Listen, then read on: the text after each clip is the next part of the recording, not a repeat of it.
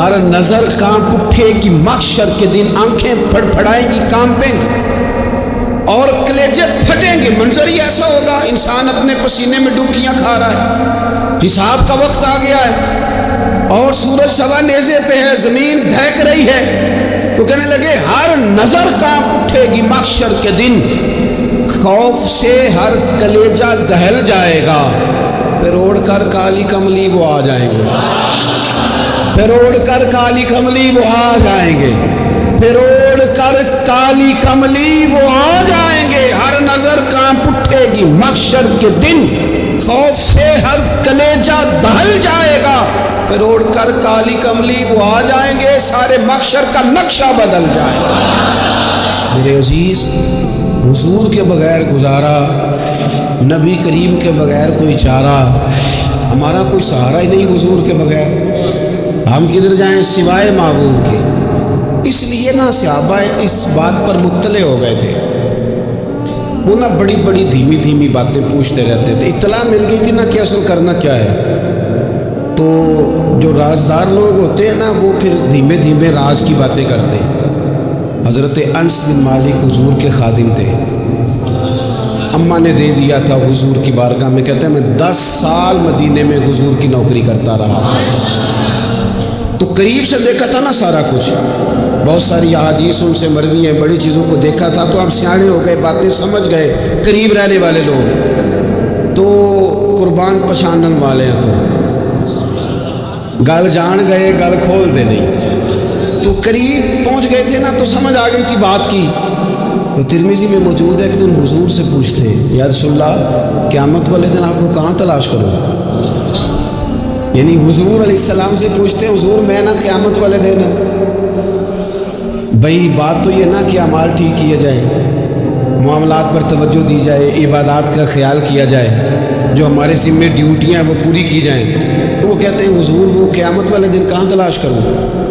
تو حضور نے بھی نہیں فرمایا کہ تو اعمال ٹھیک کر، مجھے ڈھونڈنے کی کیا ضرورت ہے، کہاں ڈھونڈوں؟ تو حضور فرمانے لگے مسکرا کے فرمانے لگے، چونکہ قربان پچھانن والے ہیں، تو اے گل جان گئے گل کھول دے نہیں۔ حضور علیہ السلام سے کہا یا رسول اللہ میں نہ قیامت والے دن کہاں تلاش کروں؟ تو حضور فرمانے لگے حوض کوثر پہ۔ یا رسول اللہ وہاں کیا ہوگا؟ تو فرمایا امت پیاسی آئے گی تو میں جام بھر بھر کے پلاؤں گا، میں جام بھر بھر کے پلاؤں گا۔ ایسا کی تیری خیر تیرے میں کدے کی خیر، ایسی پلا کہ جس کا نشہ عمر بھر رہے۔ اور ایک نے کہا تھا کہ طیبہ سے منگائی جاتی ہے، سینوں میں رچائی جاتی ہے، توحید کی میں پیالوں سے نہیں نظروں سے پلائی جاتی ہے۔ حضور صلی اللہ علیہ وسلم نے فرمایا حوض کوثر پہ بھی جام پلائیں گے۔ سیانے بڑے تھے، حضرت انس اور بلا ہمارا کر رہے تھے، یہ حضور سے پوچھ پوچھ کے نا تو ہمیں ایڈریس بتا رہے ہیں، کیونکہ حدیث روایت کر دی نا تو ہمیں ایڈریس سمجھا دیے، پتے بتا دیے کہاں پہنچنا ہے، ساری جگہ سمجھا دی۔ چلیں جدید دور آ گیا ہے، انہوں نے لوکیشن بتا دی کہاں کر کے نا کس جگہ جا کے سٹاپ کرنا ہے، کہاں مل۔ یا رسول اللہ وہاں ملاقات نہ ہوئی تو حضور نے فرمایا پھر پل صراط پہ آنا۔ یا رسول اللہ وہاں کیا ہوگا؟ فرمایا امت گزر رہی ہوگی اور میں دعائیں مانگ رہا ہوں گا، رب سلم امتی رب سلم امتی، یا اللہ میری امت کو سلامتی سے گزار دے۔ تو وہاں آ جانا، میں دعائیں وہاں مل جاؤں گا، قربان جائیں۔ فاضل بریلوی بول پڑے، کہنے لگے خدا کی رضا چاہتے ہیں دو عالم، خدا چاہتا ہے رضائے محمد، اجابت کا جوڑا عنایت کا سہرا، دلہن بن کے نکلی دعائے محمد، اجابت میں جھک کر گلے سے لگایا بڑی ناز سے جب دعائے محمد، رضا اب پل سے وجد کرتے گزریے کہ ہے رب سلم دعائے محمد صلی اللہ تو عرض کی یا رسول اللہ وہاں ملاقات نہ ہوئی تو؟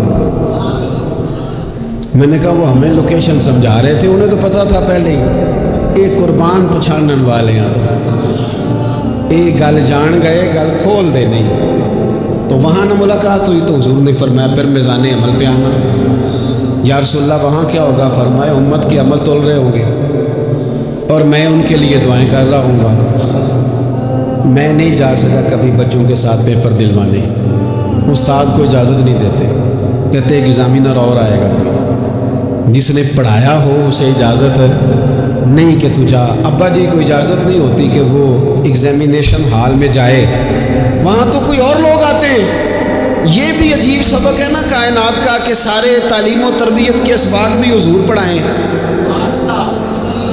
رنگ بھی سارا حضور ہی بتائیں، اور قبر کے سوالات بھی سارے ہمیں حضور بتا دیں، اور جب پیپر ہونے لگے تو سرانے بھی کھڑے ہو جائیں، تو پھر کہہ لینا ایک دفعہ پھر کہ وہ دیکھو لوگ کہ رب نے حساب لینا، جڑا بیٹھا ہی محمد دیکھو وہ دیکھو لوگ کہ رب نے حساب لینا۔ میرے عزیز، ہمارا گزارا نہیں حضور کے بغیر۔ لوگ اصل میں نا ہمارا مسئلہ نہیں سمجھتے، ہمارا مسئلہ کچھ اور ہے۔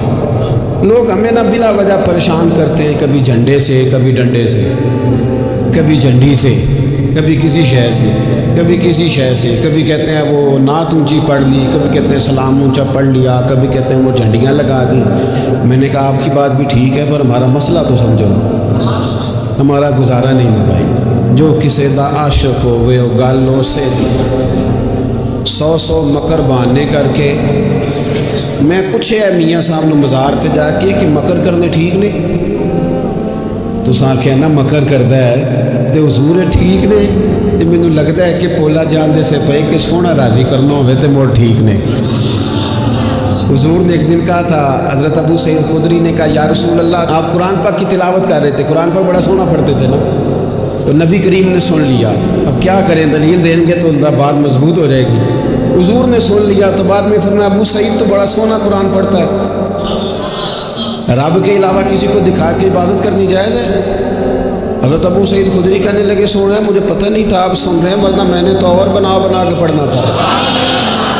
اب تو مان جاؤ نا، جو کسے دا عاشق ہوئے گالوں سے دی کرد ہے، 100 مکر بہانے کر کے، 100 مکر بہانے کر کے او دہی مرنے مرتا ہے۔ میرے عزیز، ہماری مجبوری ہے، لوگ اس بات کو سمجھتے نہیں، ہماری مجبوری ہے، حضور کا میلاد ضروری ہے۔ لوگ سمجھتے نہیں بات کو، اس لیے بلا وجہ رٹا ڈال کے بیٹھتے ہیں۔ بھئی ہم نے تو کوئی رٹا ڈالنا نہیں، نہ سیاست کا، نہ دولت کا، نہ اقتدار کا، نہ کسی اور چیز کا۔ سیاست دے جھگڑے اساں چھوڑ دیتے، اتنے محبت دا جھگڑا ہے، یہ چھڑا کوئی نہیں سکتا۔ تو میرے عزیز، ہمارا حضور کے بغیر گزارا، اور نبی پاک علیہ السلام کے بارے میں رب فرماتا ہے وَلَسَوْفَ يُعْطِيكَ رَبُّكَ فَتَرْضَىٰ، محبوب میں آپ کو اتنا دوں گا کہ آپ اپنے رب سے راضی ہو جائیں گے۔ کیا کروں میں، اب یہ آیت اتنی شاندار ہے۔ حضرت امام زین العابدین رضی اللہ تعالیٰ عنہ سے کسی بندے نے کہا قرآن پاک میں سب سے زیادہ امید والی آیت کون سی ہے؟ اس کا خیال تھا لا تقنطوا من رحمت اللہ کہے گے، اللہ کی رحمت سے نا امید نہ ہونا۔ اس نے کہا حضور سب سے امید والی آیت بتائیں۔ وہ کہتا میرے ذہن میں تھا کہ یہ والی آیت پڑھیں گے۔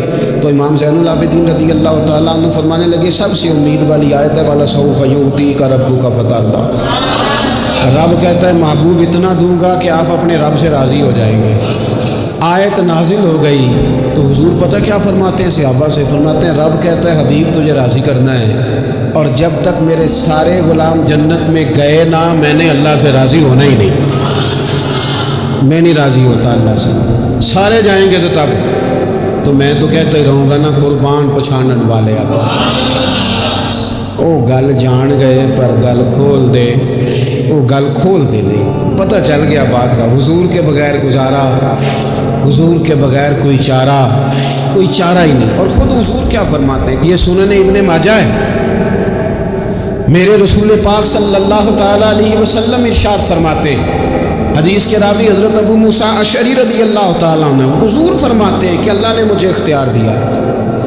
یا رسول اللہ کس بات کا؟ فرمایا رب نے اختیار دیا میں چاہوں تو آدھی امت بغیر حساب کے جنت چلی جائے، اور میں چاہوں تو اللہ سے اختیار لے لوں کہ یا اللہ مجھے شفاعت کا حق دے، میں سفارش کرتا جاؤں اور تو انہیں معافی دیتا جائے۔ یہ مجھے اختیار دیا اللہ تعالیٰ نے۔ تو حضور کیا فرماتے ہیں؟ فرماتے ہیں وہ آدھی امت والا سودا نہیں میں نے قبول کیا، میں نے نہ شفاعت لی ہے، کیونکہ یہ عام تر ہے اور یہ کفایت کرنے والی ہے، یہ عام بھی ہے اور کفایت کرنے والی بھی ہے۔ اور حضور نے یہ لفظ کہے، یہ سنن ابن ماجہ کتاب الزہد دیکھیے گا، اس میں روایت مل جائے گی۔ حضور فرماتے ہیں یاد رکھو تمہارا کیا خیال ہے کہ میری یہ شفاعت پرہیزگاروں کے لیے؟ خود جملہ استفہامیہ سے بات کرتے ہیں، تمہارا کیا خیال ہے کہ میری یہ شفاعت جو قیامت میں سفارش کروں گا تو پرہیزگاروں کی کروں گا؟ حضور فرماتے ہیں نہیں، میں قیامت میں گناہ گاروں کی سفارش کروں گا، میں گناہ گاروں کی سفارش کروں گا، گناہ گاروں کے لیے عرض کروں گا اللہ کی بارگاہ میں۔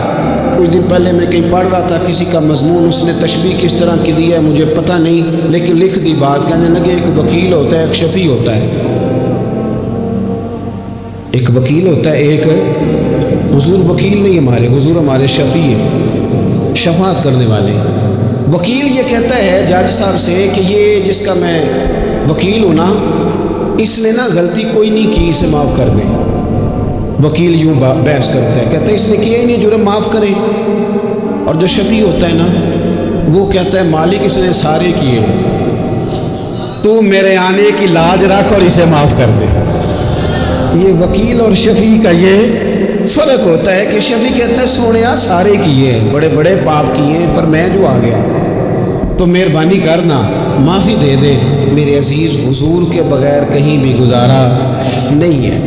ہم نے نا جب یہ بات سمجھ لی، اور پتہ ہے نبی کریم صلی اللہ علیہ وسلم نے آگے بڑھ کے خود بھی کئی مقامات پر اس بات کو کھول کر مختلف انداز میں بیان کیا۔ حضرت عبداللہ ابن عباس رضی اللہ تعالیٰ عنہ کی روایت آپ دیکھ لیں، یہ آپ کو مستدرک میں ملے گی۔ حضور صلی اللہ علیہ وسلم فرماتے ہیں قیامت کے دن اللہ تعالیٰ انبیاء کے لیے نور کے ممبر بچھائے گا، ہر نبی ممبر پہ بیٹھ جائے گا، ہر پیغمبر علیہ السلام اپنے ممبر پہ جلوہ فروز ہو جائیں گے، ہر پیغمبر۔ لیکن حضور فرماتے ہیں میرا ممبر خالی ہوگا۔ یا رسول اللہ صلی اللہ تعالیٰ علیہ وسلم آپ کا ممبر کیوں خالی ہوگا؟ حضور فرماتے ہیں میں ممبر چھوڑ کے رب کی بارگاہ میں کھڑا ہو جاؤں گا، اور اس ڈر سے کھڑا ہو جاؤں گا کہیں ایسا نہ ہو کہ میں جنت میں چلا جاؤں اور میری امت رہ جائے۔ میں اپنی امت کی سفارش کروں گا، رب میری امت کی سفارش قبول کرے گا۔ فرماتے ہیں میں اتنی سفارش کروں گا، اتنی سفارش کروں گا کہ جہنم کا دروغہ مجھ سے کہے گا کہ محبوب کمال ہو گئی، آپ نے تو اپنا کوئی غلام دوزخ میں رہنے نہیں دیا، سارے آپ نے نکال دیے۔ کسی شاعر نے بڑی خوب بات کی تھی، اس نے کہا تھا کہ یاد رکھو قیامت کا جو دن ہے نا، یہ قیامت کا دن دراصل ہمارا وقت ہوگا خاص، جب ہم نبی پاک صلی اللہ علیہ وسلم کی بارگاہ میں جائیں گے تو ہمیں سمجھ آ جائے گی کہ دنیا میں ہم نے کئی دوستیاں لگائی تھیں پر جھوٹی لگا بیٹھے، ایک دوستی سچی ہے جو مدینے والے کی ہے۔ وہ کہتے ہیں محمد بوٹیا جھوٹا ہی جاگ سارا، یہ سچیاں مدینے والے دیاں جا رہی ہیں، سچیاں مدینے والے دیاں۔ تو نبی پاک صلی اللہ علیہ وسلم کے بغیر نہ دنیا میں گزارا ہے، نہ قبر میں گزارا ہے، نہ آخرت میں گزارا ہے۔ اب ایک سبق ہے، وہ سبق بھی آپ نے ضرور یاد کرنا ہے۔ جس شخصیت کے بغیر ہمارا گزارا نہیں، نہ قبر میں، نہ حشر میں، نہ پل صراط پہ، نہ میزان عمل میں، نہ حوض کوثر پہ، تو ہمارا ان کے بغیر دنیا داری میں گزارا کیسے ہو جاتا ہے؟ ہمارا تجارت بھی حضور سے سیکھے، گھرداری بھی حضور سے سیکھے، شادی بیاہ کے طریقے بھی حضور سے سیکھیں۔ جب گزارا نہیں حضور کے بغیر تو پھر زندگی کے سارے سلیقے حضور سے سیکھیں۔ پھر ادھر ادھر جانے کی ضرورت ہے، حضور کی سیرت کو پڑھیں، سوانے کو پڑھیں، حیات مبارکہ کا مطالعہ کریں۔ یہ جو ہم میلاد کا جلوس لے کے نکلتے ہیں نا، جب ہم نے نا بہت ساری چیزوں کو سطحی سا سمجھ لیتے ہیں معاذ اللہ بعض اوقات۔ یہ جب ہم میدان میں نکلتے ہیں نا، میلاد کے جلوس میں حضور کے نام کا نعرہ لگاتے ہیں، تو ہم نا للکارتے ہیں اس نظام کو جو نظام حضور سے پہلے تھا۔ امیر غریب کی تقسیم تھی، ذات برادری کی تقسیم تھی، چھوٹے بڑے کی تقسیم تھی، گورے کالے کی تقسیم تھی۔ ہم جب میدان میں نکل کے نعرہ لگاتے ہیں تو ہم اس نظام کو للکارتے ہیں، ہم کہتے ہیں وہ نظام نہیں چلے گا، اب حضور کا میلاد ہو گیا ہے۔ اب نظام وہ ہے کہ جس پلیٹ میں ابو بکر صدیق کھانا کھائیں گے اسی میں بلال حبشی بھی کھائیں گے۔ اب نظام وہ ہے کہ اگر غریب آدمی جرم کرے گا تو سزا ملے گی، تو اگر گورنر کا بیٹا جرم کرے گا تو سزا اسے بھی ملے گی۔ اب حضور کا نظام آ گیا، ہم اس نظام کی طرف بڑھتے ہیں، اپنے آپ کو حضور کے قدموں کی طرف مائل کریں۔